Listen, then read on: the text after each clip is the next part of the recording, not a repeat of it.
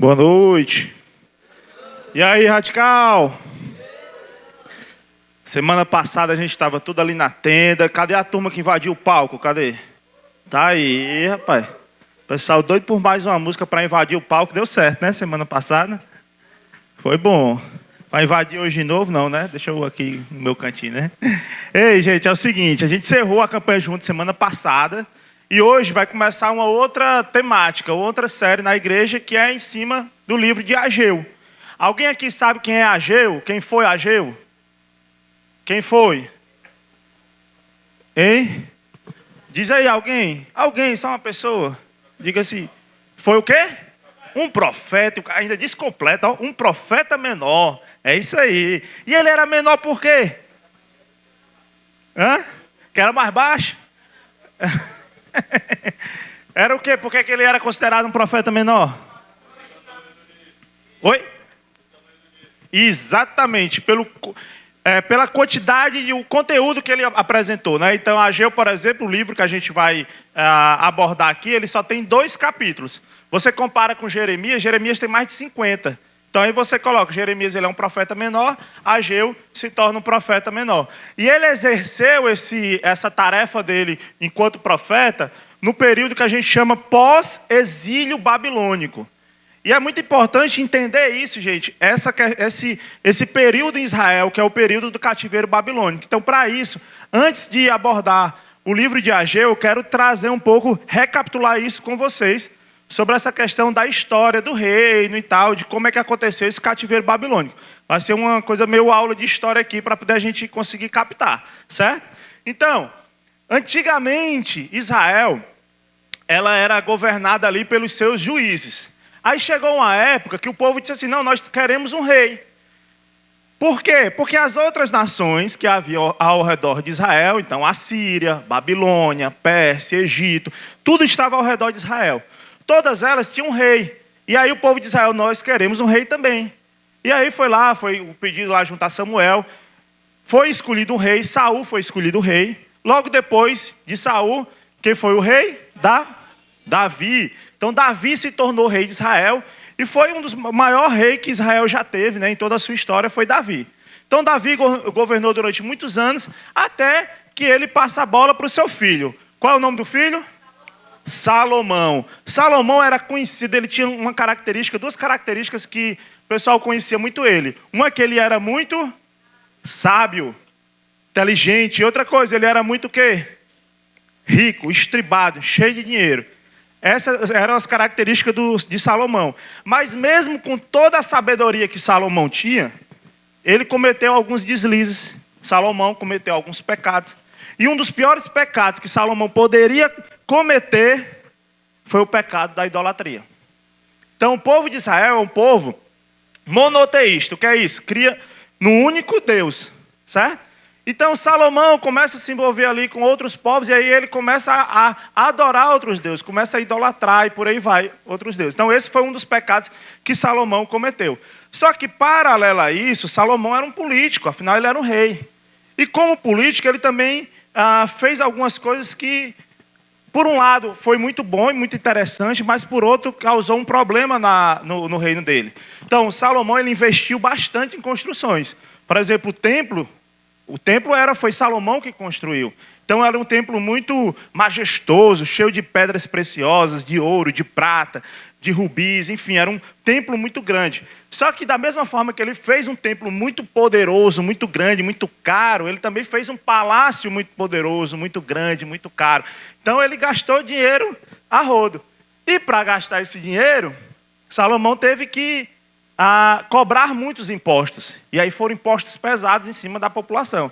E nisso a população começou a se revoltar por conta dessa quantidade de impostos que eram pesados. Aí surge um homem nessa história, que vocês decorem o nome dele, ó.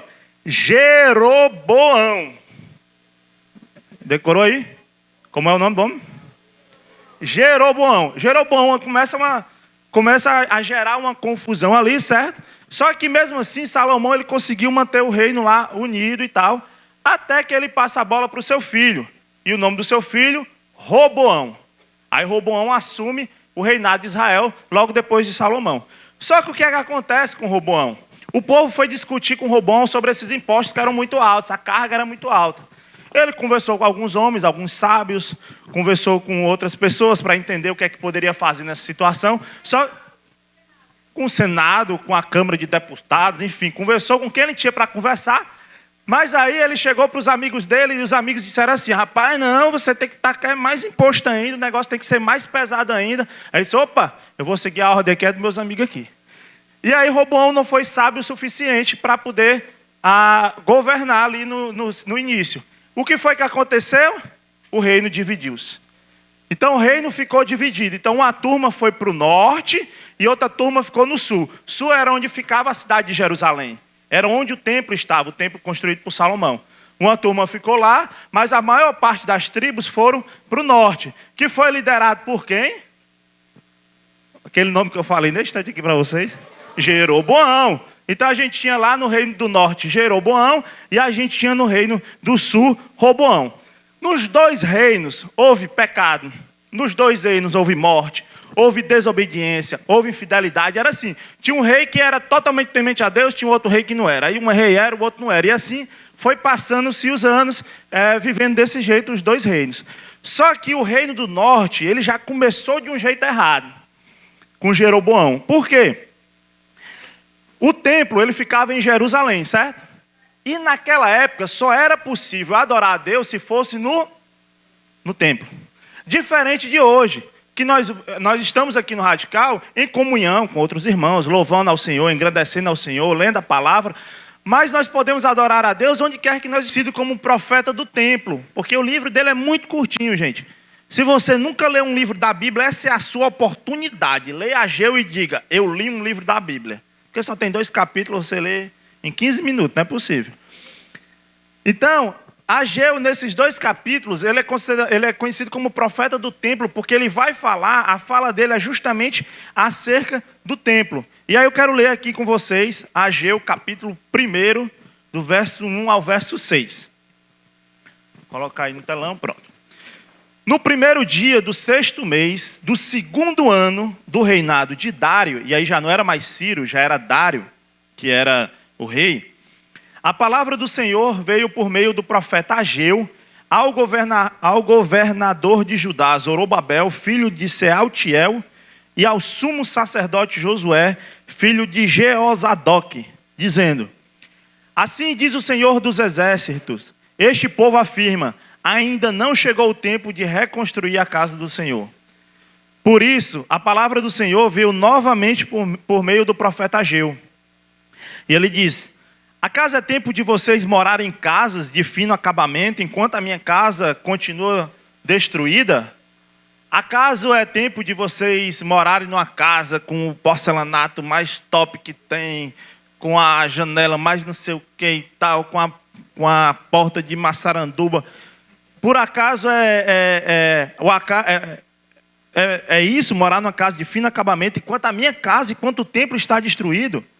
Agora sim, diz o Senhor dos exércitos, vejam aonde os seus caminhos os levaram. Vocês têm plantado muito e colhido pouco.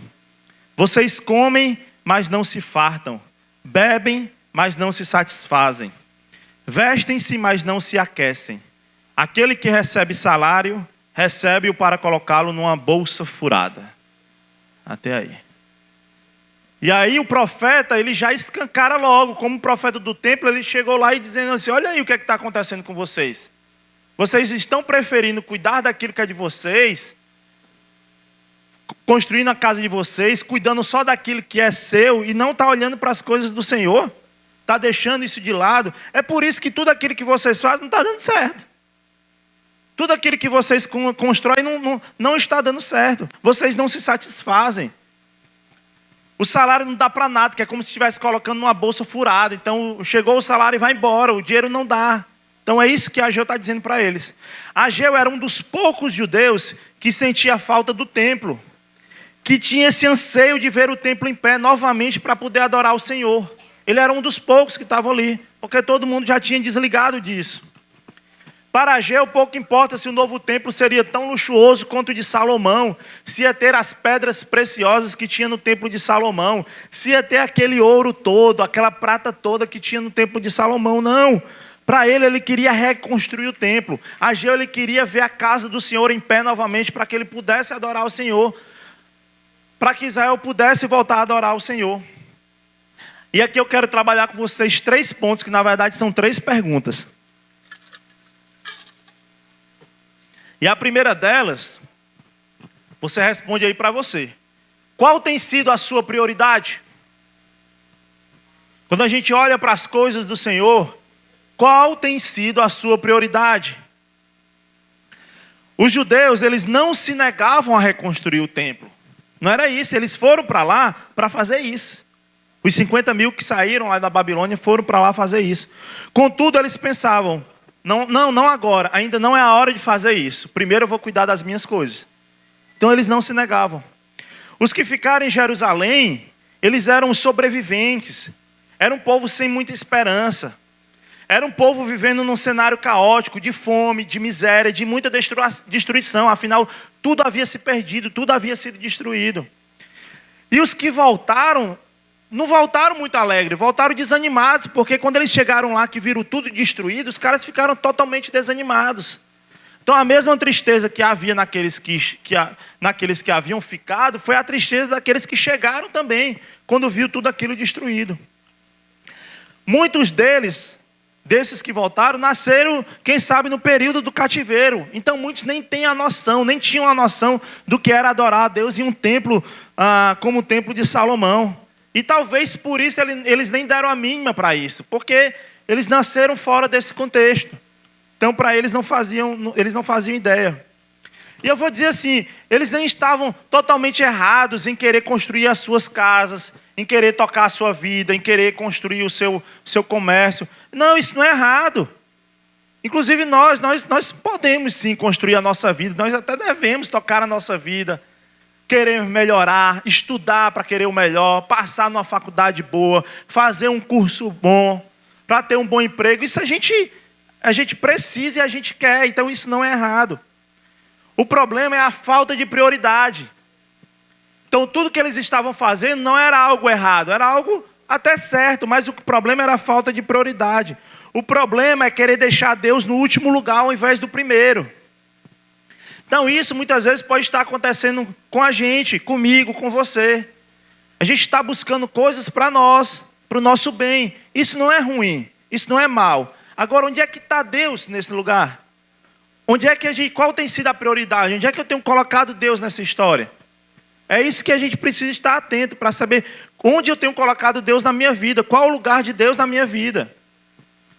Jesus, quando ele estava no sermão do monte, e aí é o principal texto de Jesus, talvez o principal texto que a gente tem na Bíblia para nós, Mateus capítulo 5 e 6, Jesus fala no sermão do monte, da montanha. Lá no final, ele diz assim, verso 33.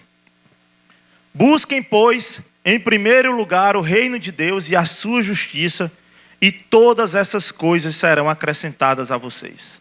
Mateus 6, 33. Essa para mim é uma das passagens, para mim é a minha passagem preferida da Bíblia, esse trecho final do capítulo 6 de Mateus. Jesus está dizendo para mim e para você que você não precisa se preocupar com o vestir, você não precisa se preocupar com o que comer, não precisa se preocupar com amanhã. Jesus está dizendo para mim e para você que você continue a me buscar, continue a me colocar em prioridade. É isso que ele disse para mim e para você. Me coloque como prioridade na sua vida, que todas essas coisas vos serão acrescentadas. A comida, a bebida, tudo que vocês precisam para viver e viver bem, será acrescentado na sua vida. É isso que Jesus está dizendo nesse texto. Está falando para mim, está falando para você. Se eu não entender isso, eu mesmo vou querer acrescentar essas outras coisas na minha vida. E aí não dá certo. Porque eu não estou esperando em Deus para que Ele faça na minha vida. Eu mesmo vou querer dar a resolução. Eu mesmo vou querer ser 100% responsável por uma vida melhor para mim. Por uma vida melhor para minha família. E assim eu deixo Deus totalmente de fora. Eu não priorizo Deus na minha vida. Esse é o problema. E aqui eu não estou dizendo que nós devemos... eu vou cruzar meus braços e agora eu vou viver de forma negligente. Eu não vou fazer mais nada, eu vou ficar só aqui esperando a vontade de Deus ser realizada. Não, não é isso que eu estou dizendo. E não é isso que a Bíblia diz. Não é a gente ficar, vou esperar agora cair do céu o que eu estou precisando. Não, a gente tem que correr atrás. Você quer passar no vestibular? Quem aqui que vai fazer Enem aqui daqui a 2 semanas? Pronto. 2 semanas, quando é? Quando é? 12? Tá aí, a professora, ela sabe mais do que eu. Olha aí. Vocês se assustaram agora porque não estão estudando. Agora quem se preocupou fui eu.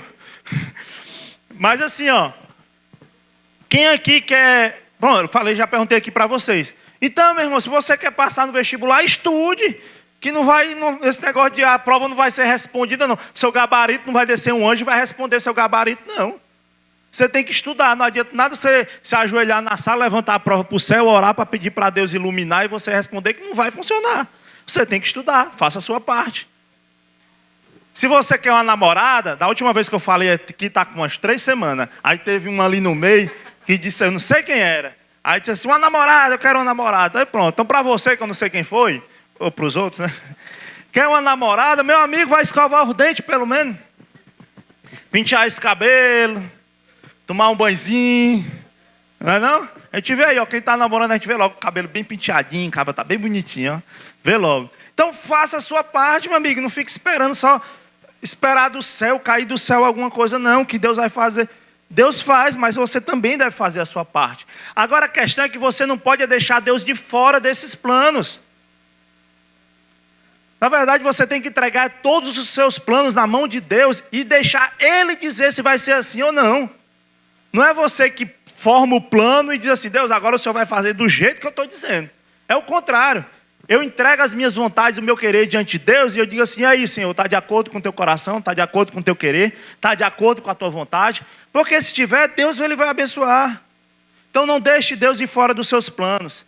Deixe que Deus assuma o guidão da sua vida. Na bicicleta, que Deus Ele pegue lá o guidão e Ele assuma a direção. Mas quem está pedalando é você. Mas quem está no guidão ali... é Deus. E Ele vai conduzindo, enquanto você vai pedalando a sua vida, Deus vai conduzindo qual é o caminho que você precisa traçar. Deus tem que se tornar prioridade na sua vida. Priorize o Senhor. Ore. Converse com Deus. Não só converse com Deus, mas o escute através da palavra. Isso é o mínimo que nós podemos fazer diante de Deus. Conversar com Ele, como a gente conversa com um amigo. E escutar o que Ele tem a dizer através da sua palavra. E servir ao Senhor também. Porque não adianta só também a gente estar só orando e recebendo de Deus e não querer passar isso para outra pessoa. E servir ao Senhor também é muito importante.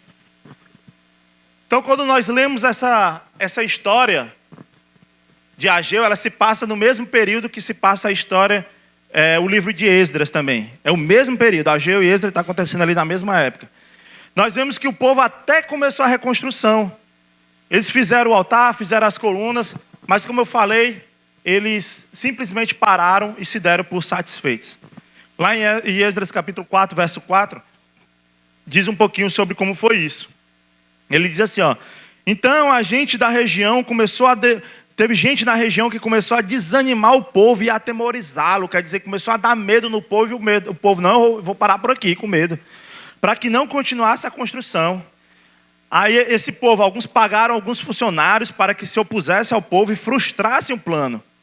E fizeram isso durante todo o reinado de Ciro até o reinado de Dário, rei da Pérsia, justamente aquele período que eu falei para vocês, que durou 18 anos até chegar a Ageu e fazer a profecia.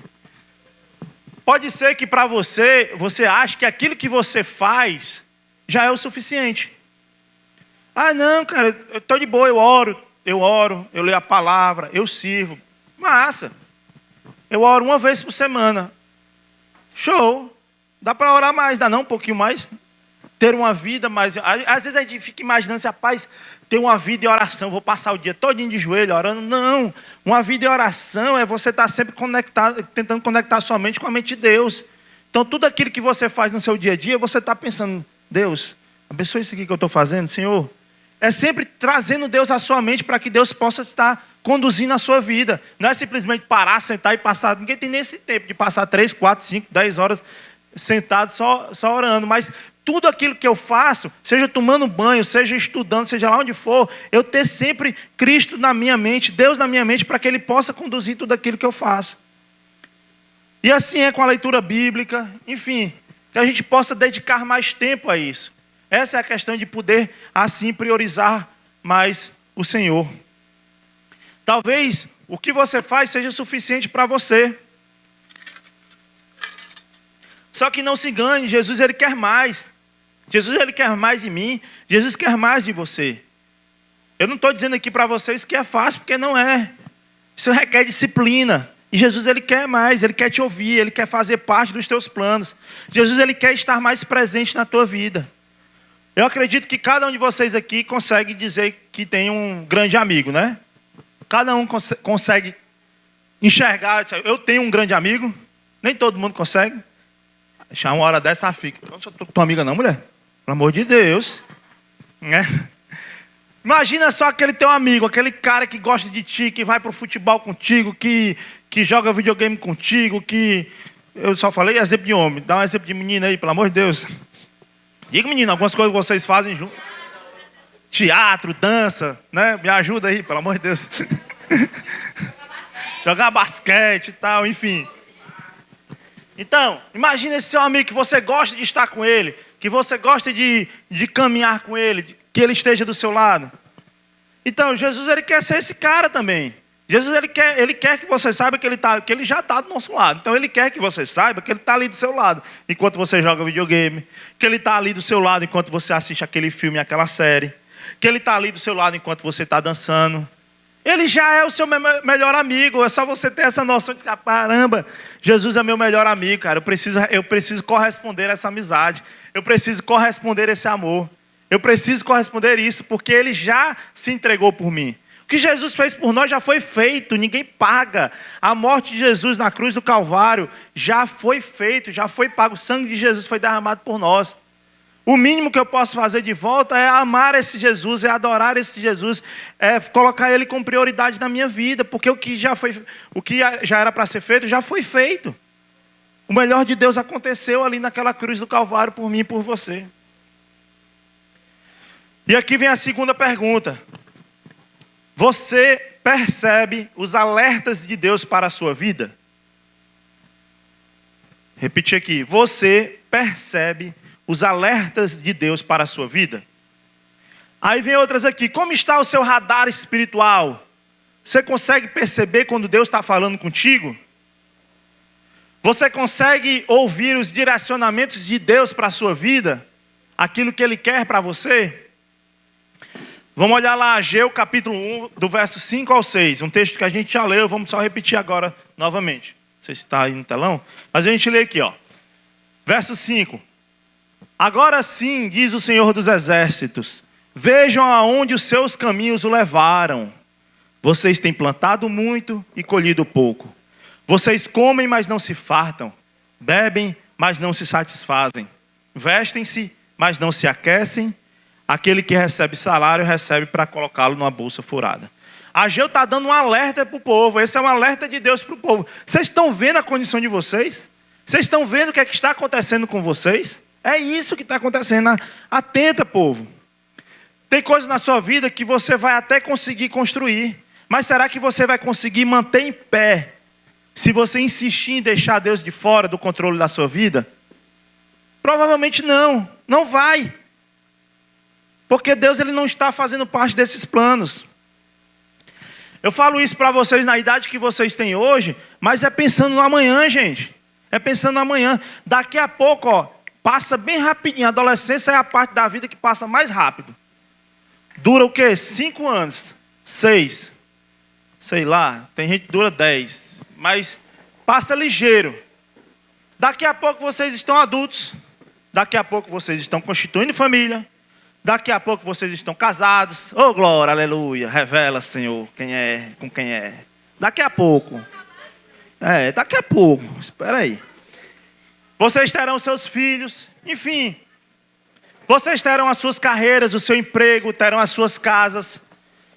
Mas vocês só conseguirão prosperar em tudo que fizerem se a partir de hoje colocarem Deus como prioridade na vida de vocês.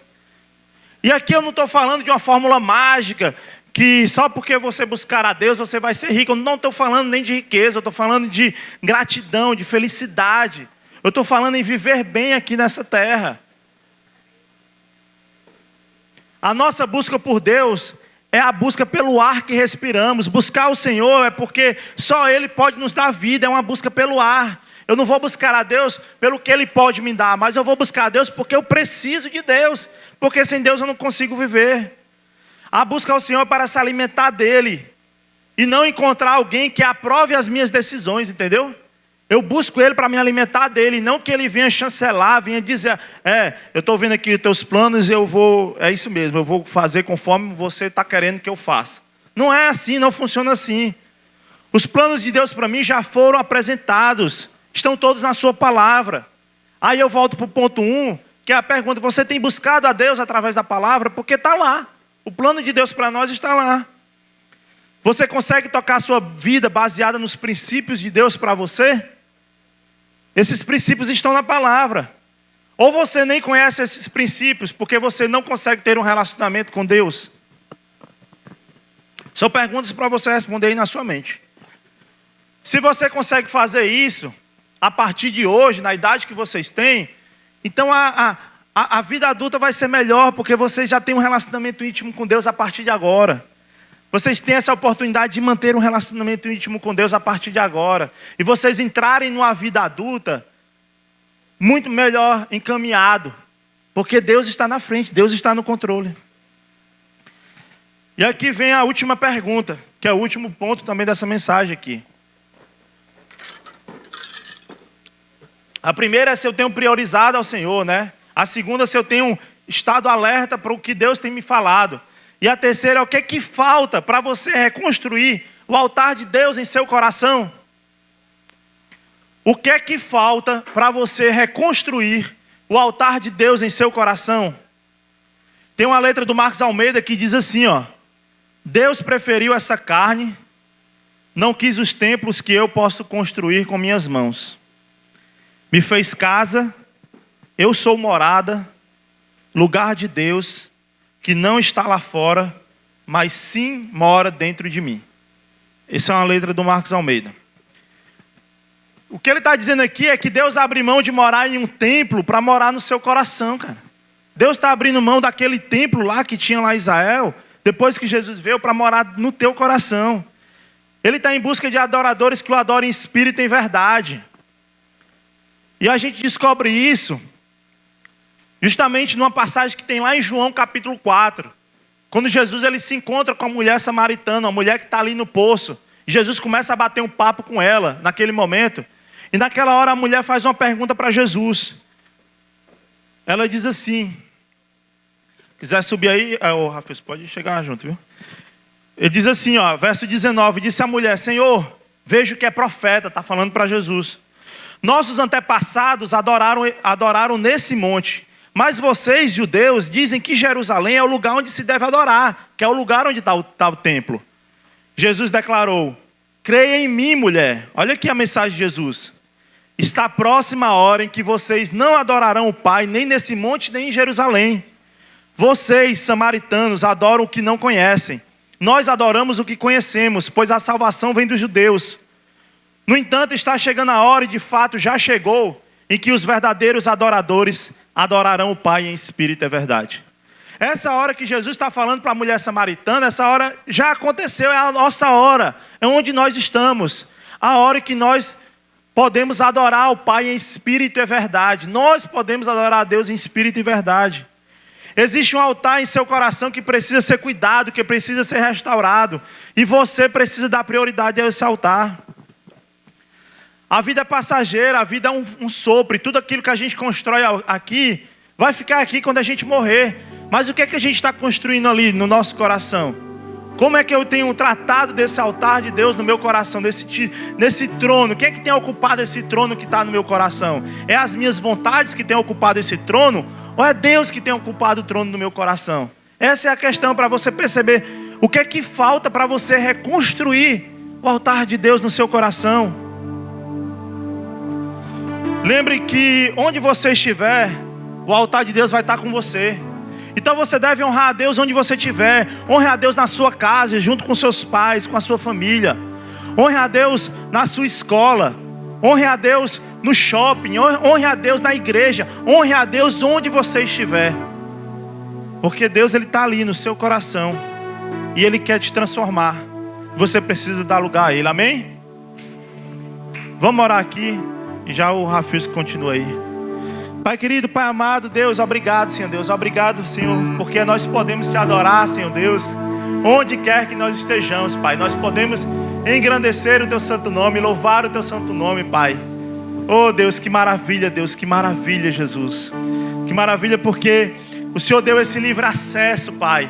Então, eu te peço, Deus, em nome de Jesus, ó Pai, que o Senhor reacenda aqui o primeiro amor na vida de cada um que está aqui, Pai. Que cada um que está aqui, Deus, entenda isso, Pai. Que nós precisamos te buscar. Que nós precisamos dar prioridade a Ti, Senhor Deus, nas nossas vidas. Sim, vamos tocar a nossa vida, Senhor Deus, mas os nossos planos, ó Pai, estarão sujeitos aos Teus planos, Senhor Deus. É o Senhor que direciona, é o Senhor que diz, Pai. Abençoa, Deus, abençoa poderosamente, Senhor Deus, essa turma que está aqui, Senhor Deus. Abençoa o futuro desses adolescentes que estão aqui, Senhor Deus. Que o Senhor possa estar guardando, Deus, protegendo a vida de cada um, tomando de conta do futuro deles, ó Pai. Para que eles possam crescer, Senhor Deus, de acordo com a Tua vontade, com o Teu querer, Pai. Em nome de Jesus, Pai, eu te louvo e te agradeço. Amém.